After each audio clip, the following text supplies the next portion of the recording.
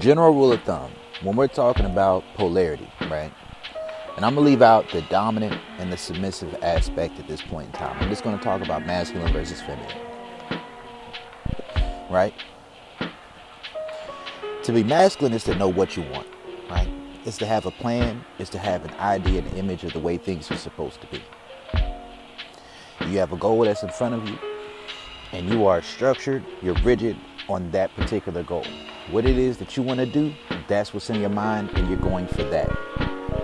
Your focus is the dynamic of the relationship, because you've set out a plan as to this is how I think things will work properly.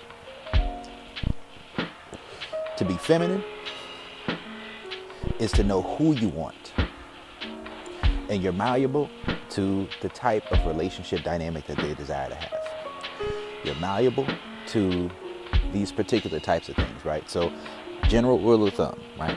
Being masculine is knowing what you want. Being feminine is knowing who you want. So as a man, when you become more focused on who you want than what you want, you're seeping and you're starting to regress into your feminine energy.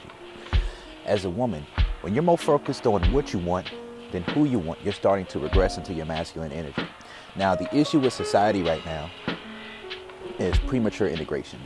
One of the main issues with society, it's not the only one, and this is my opinion, but one of the main issues with society right now is that they're trying to encourage men to be more emotional because of the repression of emotions.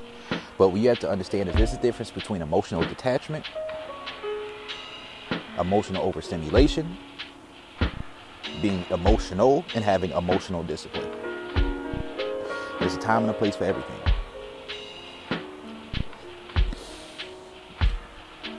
No one looks at a war veteran who cries at his ceremony where he's receiving a medal and says that he's a weak man. But a man who cries every time a girl rejects to give her his phone number is a bitch. I'm sorry. It is what it is. A dude who cries over every little relationship issue when it's something that just affects him so deeply because of how much he wants that woman, he is a feminine man. It's a feminine man, right? Because he wants her more than he wants to do things his way.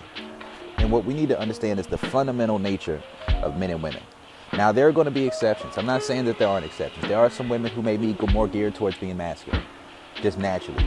And they have the leadership skills to go along with it. If you're a woman and you have the leadership skills to go along with your masculinity, you have a plan, you know how to set things out to where it meets the needs of your partner, then there are men who are feminine who are going to be there who you can deal with. The issue is that for a masculine woman, you stand the chance of, if you are masculine submissive instead of masculine dominant, or even if you're just masculine at all, you may attract someone who is feminine dominant, right? Someone who is going to pretend to want you more than they want their way, just so that they can manipulate you and take advantage of you. Right? And this is what women try to protect themselves from. But when a woman's in her masculine energy, oftentimes she naturally attracts this type of man to herself. As a man, you have to know what you want a relationship to look like. You have to have a program. And some men don't believe in having a program. What you have to understand as a man is that if you don't have a program, a way that things are supposed to look, the way that things are supposed to be, then when you interact with a woman and you're open to anything, that woman may be losing respect for you throughout dealing with you, or finding subtle ways to get over, finding ways to manipulate you. And don't think that women can't manipulate. Toxic femininity is built on manipulation, right? Toxic masculinity is built more so on the process of being abusive, right? Toxic masculinity is to force, right? It's when you want somebody more than you want to do things your way, but you're a dominant individual. When you want somebody more than you want to do things your way, when you're a dominant individual, you put yourself in a mindset to where you are willing to take it. That's toxic masculinity. Some people don't believe that toxic masculinity exists, and I do believe that there is a spectrum of toxic, right? Which is there's moral, amoral, immoral. There are certain things within the spectrum of what's considered toxic masculinity which are necessary. So while I do believe in the existence of toxic masculinity, I do believe that a lot of what people consider toxic masculinity aren't things that are wrong. But just for the sake of not wanting to be a person who says, well, trying to always explain things away and going out of your way to try to explain yourself about everything, just say, fuck it. Cool, I'm toxic. Now what? See, you can't manipulate an individual who accepts themselves. You can't do it. If I accept myself as who I am, I know what I want, then you can't use shaming tactics to try and push me off my square. You can't use shaming tactics to say, well, this is how things should be. What about what she thinks? What about this? I'm like, no, I know what I want. If she don't like that, she can kick rocks, open-toe shoes. And that's the mindset you have to have as a man. But what you have to understand is that there are going to be women who see that mindset in you, and they're going to be attracted to it. Now, every once in a while, a woman may try to use a test to get you off of your square. But if you stand your ground and that's a woman who truly desires you, she truly respects you as a man, then guess what? When you stand your square, she's going to grow in her respect for you. She's going to grow in your attraction to you. But if a woman's masculine, then if you don't move off of your square and take a feminine stance towards her, she's going to lose it. She's going to be more comfortable being with you. But she doesn't truly respect you. She doesn't truly desire you.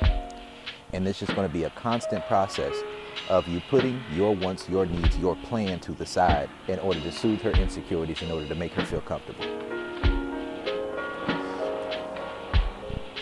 And when you do that, what you have to understand is that if you're masculine and dominant and you move off of your square, if that woman doesn't have a plan set in place, a program herself, right, to meet your needs when you bend to her, she doesn't know how to reciprocate the things that you desire, then it's just going to be a matter of time of you giving in to her before that resentment sets in, and then you're going to behave in a dominant way.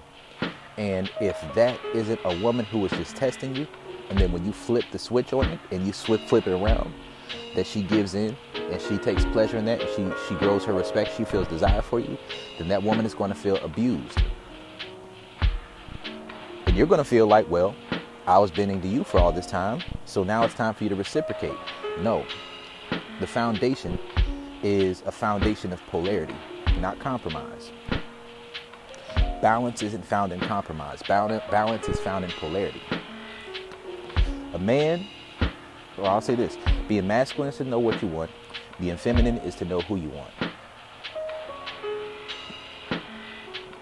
The more polarizing you are, the more people you may not be compatible with, right? But the more compatible you'll be with the people who are compatible with you. You still have to make yourself attractive for the outcome that you desire. So if you're dominant in your sexual desires, if you're dominant in your mindset, then you have to be more fleshed out.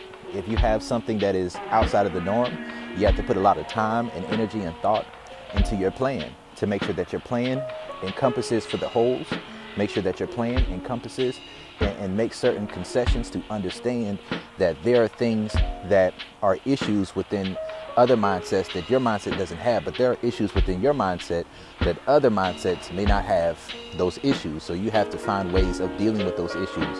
And it may not be right now, but you have to have a plan as to how to deal with those issues in the long term. And that's the purpose of having a program, right? That's the purpose of having a program. But what you have to understand is if you're a very sexually dominant individual, you have a high sex drive, you have a big penis, or if you're a person who has very outlandish, you're very kinky, right? You maybe in the BDSM, I'm a dom. If you have a program that works that way, you have to make sure that your sexual skills and your sexual desirability is on a high level. So you have to be attractive for the outcome that you desire. Because being polarizing is only going to work to the extent that the things that you want people to do, they desire to do it with you. So being very masculine and dominant for the sake of being very masculine and dominant is not going to work for you, right? Unless you have the skills, the desirability, and the emotional discipline to go along with it. So an example would be, like, look at Brody's scale of sexual attraction. This is a video I tell people to go back to all the time, Brody's scale of sexual attraction. I don't believe that a man is truly masculine and dominant about the way that he interacts with a woman if he knows that sex is something that's on his mind and he isn't upfront about that desire. So that's an 8 level. But if you encounter each woman on a plane of expecting every woman to have a 9 level, if you don't have a 9 level of sexual desirability, and it's not about how you look, it's more so about your energy, your game, the way that you present yourself. If you don't have, looks plays a part, but if you don't have a 9 level of sexual desirability, or if you only approach women who you put on an extremely high pedestal, right, then something that can occur is there may be women who have an 8 level of sexual attraction to you, but because you're approaching them on a 9 level, they may not be receptive to that.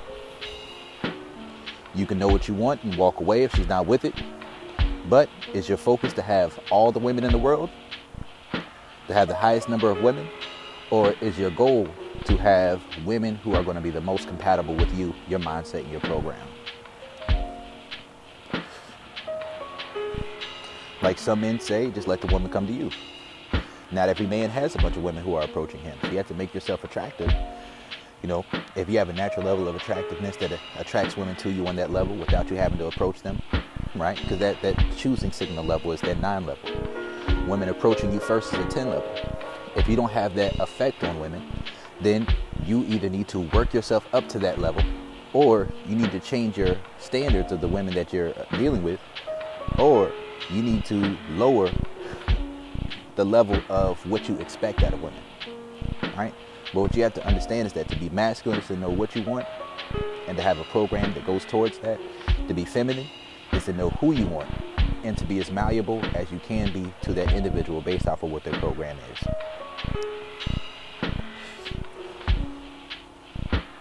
So a woman can be feminine and know who she wants.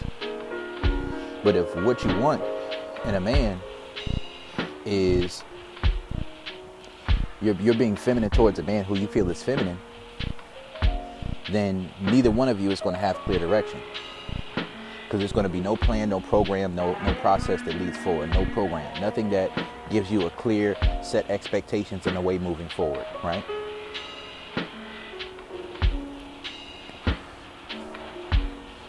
So these are just some things to understand. Being masculine is knowing what you want. Being feminine is knowing who you want. And also, you need to understand, and this is where I break it into, and I'm going to talk about it just a little bit. This is where the dominant and the submissive comes in.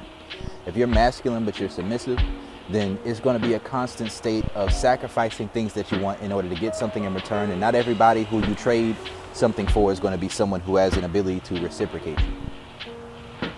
And if you're pretending to be feminine submissive when you're masculine submissive, it's just going to be a matter of time before you get found out.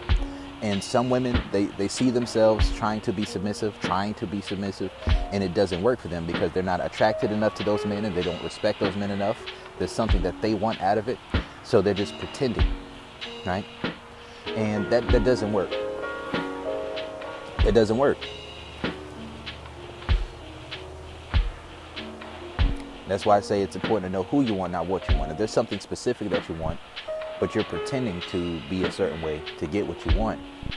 A masculine dominant man has a program, he has expectations that are set, he has standards, and if you don't meet those standards, then if you're not malleable to the type of relationship style that he wants with you, if you're not malleable to learn his mindset, his thought process, to learn that man, then you're going to be in a perpetual state of being a side chick, right? If you want a man who's dominant, either in a perpetual state of being a side chick, dealing with men who are habitual cheaters, or you'll be in a state of dealing with men who are feminine and submissive and not being able to sustain your level of attraction to them because they've been to you. See, this is something that I really push to women. Something I really push to women is understanding that if what you're really attracted to is strength, if what you're really attracted to is a man who knows what he wants, if what you're really attracted to is dominance in a man who is very sexually driven, a man who is very driven in his ambition, a man who has passion and purpose, being masculine is going to limit your ability to be compatible with that man because you're going to be so focused on what you think things are supposed to look like that if his program deviates anywhere from the social programming, which a masculine dominant man's program is typically going to lean that way, then you're going to feel like you have to bend yourself, and it's going to be something that's painful. It's going to be something that it feels like you're betraying yourself. And the man who's masculine and dominant, typically his program is going to be something that stretches you. That stretching is a test. Now, if you're feminine and submissive, that stretching is something that you intrinsically enjoy, something you intrinsically desire. So I'll give an example of this. Let's say a woman's masculine and submissive, right? She views herself as submissive, but she's not truly feminine. A woman who operates in that particular way, she may say, well, this man has this, this man has this, this man has this. She's dealing with him from a logical mindset. So she wants to deal with this particular man. Women who are feminine, submissive, and masculine submissive, they behave in different ways, right? And sometimes the behavior can look the same on the surface, but the way they feel about the behavior is different. So when you're feminine, you know what you want, not who you, you know who you want, not what you want. So an example of this could be this. Let's say I'm dealing with a woman who is feminine and submissive with me. She's more focused on spending time with me. Not necessarily what we're doing when we're together, but spending time with me. If I do something spontaneous, if I give her instructions, she follows them. And the instructions that she follows, she enjoys them. Right? So let's say, one of my monikers is that dick is not free. So if I'm dealing with this particular woman, I tell her, go buy a bottle of wine and come suck this dick. A masculine submissive woman is going to be concerned with the way she's going to be reciprocated. And she wants to understand that ahead of time so she feels comfortable to make that decision. Right? So she's going to say, are you going to eat my pussy too? What are you going to buy for me? Or she's going to feel uncomfortable with that because she knows that when you're dealing with a man who knows what he wants, she may just say, well, let's compromise. What are you going to do for me? But a feminine submissive woman, she has a different mindset, right? And a woman's not feminine submissive with every man, and she shouldn't be feminine submissive with every man. But a woman who's feminine submissive, she's not thinking about what she's giving up. She's thinking about the opportunity she's taking part in. So instead of seeing having sex as her giving sex and thinking what she's going to get in return, instead of seeing giving some head as giving something, she's seeing it as an opportunity to suck dick. Like a feminine submissive woman, she's going to take pleasure in giving pleasure, right? That's like some 9 level of sexual attraction shit. When a woman's at that place, then a woman can get to the place where she can damn near have orgasms from giving head, right? Or at least it'll get her very turned on. And by not being in a state of mind that tells her that she needs to be immediately reciprocated, it grows her desire level. That investment is something that grows her desire level without feeling like she needs to be immediately reciprocated. And women who move that particular way with me, I might have them come do that, and I might send them home. I might surprise them with dick that they weren't expecting, spontaneity, right? But after they do what I tell them, they enjoy that moment, they see the benefits of the things that I tell them to do. And then afterwards, maybe a day or so later, maybe 2 days later, you know what I mean? I tell them to let that pussy marinate. And when that pussy marinates, which is pleasure now, it's edging that goes outside of the bedroom. When the woman comes back to me, in this particular scenario, in this particular instance, the woman will be in a position where she has been horny. She's so horny. It's just the pussy's dripping, it's falling off the bone. And when I finally give her some dick, now she's in a position where she's coming a lot quicker, a lot more powerfully, and a lot more times, right? It's going to be a lot more orgasm. It's a lot more pleasure that comes out of being feminine and submissive. Because although she may have given, right, and presented herself with giving something, and that's how it appeared on the surface, she enjoyed that process of giving. So when she comes back, her desire level, her respect level has gone up because it's a man who's dominant, who knows what he wants. And when a woman is in that particular position, she got the joy of giving, the pleasure of giving. But then when she receives, she's not receiving from a place of feeling like that's what she deserves. She's receiving from a place of desire. But a lot of people won't have this experience. A lot of people won't have this experience. Another thing could be this. Let's say you and a woman, you're together. She tells you she asks you, what do you want to do? You tell her. A masculine, submissive woman is going to say, well, I don't really want to do that. I want to do this instead. And she will want you to acquiesce to her. She will want you to compromise. Because instead of seeing he said this for a particular reason. He said this because this was something that he meant. There may be a reason behind why he said he wanted to do this. So even if she bends to what you want, it's going to feel like something that takes away from her in a way that causes her to experience psychological reactions. It takes away from her freedom, her autonomy, her agency. And it's something that feels like it hurts her. But when a woman's feminine and submissive, she's more concerned with spending time with you than doing what she thinks she wants to do when she's with you. In these instances, a woman can be exposed to something new, something that she didn't know that she would like, something she didn't anticipate. She may learn something new out of this experience that she didn't expect to. Or she may just be in a situation where she's more focused on spending time with you, more focused on being in your presence, more focused on watching you enjoy this experience. And she gets wrapped up in it and she's enjoying herself. Because she's more focused on wanting you than what she wants.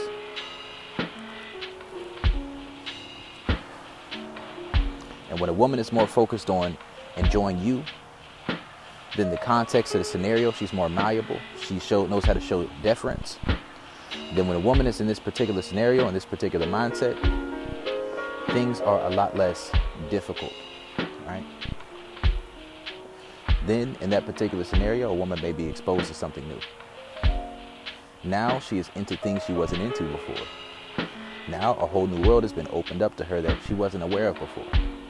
Now she may receive benefits. Maybe some of the answers to the questions that she was asking in life are going to be answered through what she is observing. Just because a woman does what you say doesn't mean that she's feminine and submissive. That woman may very well be masculine and submissive. And this is the reason why a man may have a program that stretches a woman. That's why a man may have a woman wait for an extended period of time before something becomes a relationship.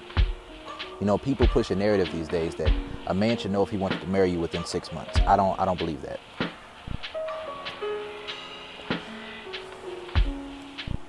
Because many people wear masks. Many people pretend to be a way that they're not. I don't believe that 6 months should be enough time to know, in a lot of instances, that man knows how to be masculine over a consistent period of time. It's a vetting process. It takes time. Maybe in some instances it does. You know, I'm not going to discount the exceptions to the rule. But in that period of time, you get to see if a person is merely behaving from a standpoint of their social mask or whether or not they're truly on the same page. But many masculine women are attracted to masculine men. And when masculine women are attracted to masculine men, it kills sexual compatibility. It kills their desire level. And it feels like they're constantly bending themselves.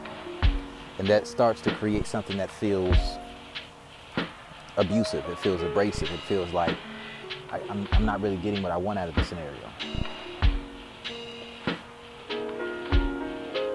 So what a lot of women need to recognize is when they're dealing with hurt, they're dealing with trauma, they're dealing with complacency, they're dealing with different things internally that cause them to feel like being masculine is a way that they protect themselves from harm, where they protect themselves from losing their identity.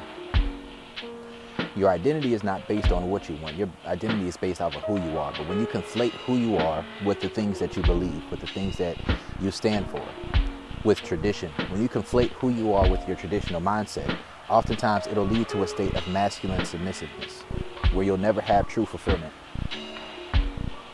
The most you can have is compromise, or that initial excitement of meeting a person, and then that excitement goes away, and then now it feels like, it's the same old, same old. Many women who are masculine, they live their lives in a perpetual state of not qualifying to be anything more than a fuck buddy or a side chick for a masculine man. Nothing more than a sneaky link. And many women, they get to a place where they hunker down on their mindset of saying, I know what I want, I know what I want, I know what I want. I want a relationship, I want a husband, I want kids, I want these things. And as a woman gets more deeply rooted into her masculine energy, she may eventually get to the place where she desires a man who will give her what she wants. But a man who will give her what she wants with no expectations is often going to be a feminine man. And that feminine man who is, who's in line with her masculine energy is going to be a man who she doesn't respect the lead. Eventually, she's going to be at a place where she desires a man who can take the lead, who can take control, who can say this is how things are supposed to be, who can set a plan when she's feeling mentally and emotionally overwhelmed, who can tell her this is the direction that we need to go in. And when a woman puts herself in a position with a man who's willing to give her what she wants without setting any expectations, this is the type of man who will do what she wants and be a doormat and walk all over, right? Where she walks all over the guy, has no respect, she loses sexual attraction, she loses desire for this man. And that's a feminine submissive man, because she is not willing to separate herself from the emotional overstimulation of being feminine completely. She just wants to feel like she has her way. But something else that can happen is a woman may encounter a man who's feminine dominant, who may give her what she wants. But this man who gives her what she wants may also be a man who's dominant, so he's feminine and dominant. This type of man may give her what she wants, but if she doesn't reciprocate, he's going to abuse her. This type of man may be a habitual cheater. This type of man may be a habitual liar. He'll tell her what she wants to hear, but at the end of the day, he's going to do what he's going to do. Femininity is what lubricates for dominance. It's what lubricates submissiveness. Masculine energy is what concentrates and adds structure to masculinity, right? But what you have to understand is that within any given state, within any given space, right, there's only but so much room until you're integrated. When you integrate, you're on the same page, right? So when you're sexually integrated, you're on the same page. There isn't that much of a struggle. A man can move more to his emotions, right? Periodically, he can express those with a woman. A man can give a woman control from, periodically to show some of his submissiveness. A woman can be logical and masculine, right? And make clear decisions. A woman can be dominant and be in control at times. What you have to understand is that you have to be on the same page before this convergence, before this integration takes place, or it's just going to lead to a relationship that becomes toxic. And if we don't understand this, then it'll lead to a lot of issues. But in any given relationship, when a man and a woman get together, there's only so much space that can be taken up that's feminine, and there's only but so much space that can be taken up that's masculine. There's only but so much space that can be taken up that's submissive, only but so much space that can be taken up that's dominant. And this is at the initial vetting period, right? And for me, the vetting process includes sex. So I'm not talking about vetting before sex. I'm talking about vetting after sex. Because when you're just having a conversation with someone, you're often just speaking to their representative, speaking to their social program, and you're not really speaking to who they are until they've experienced being sexual with you and they're aware of your compatibility level. They've experienced the attraction to be able to speak more so from the reality of how they feel about you versus what they think before they know you. So if a man is too emotional, he's too feminine, it's not going to leave any space for a woman to be feminine. If a woman is too masculine, she's not going to leave any space for a man to be masculine. You got to know what you want. But remember, being masculine is knowing what you want. Being feminine is knowing who you want. It's Brody. I'm out.